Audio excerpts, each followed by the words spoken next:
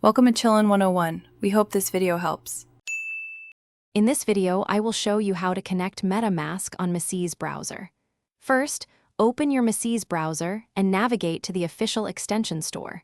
Search for MetaMask and click to add it to your browser. Once installed, make sure to pin the MetaMask icon to your browser toolbar for quick access. This ensures you can easily manage your crypto assets. Next, you'll either create a new wallet or import an existing one. If creating new, follow the prompts to generate your secret recovery phrase. Write this down and keep it extremely safe. It's the key to your funds. If importing, enter your existing recovery phrase. Finally, set a strong password to protect your wallet within the browser. Now, let's connect to a decentralized application. Go to the dApps website in your MetaMask browser.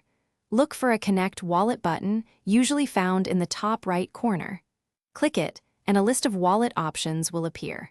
Select MetaMask, and a pop-up will ask for your permission to connect your wallet to the dApp.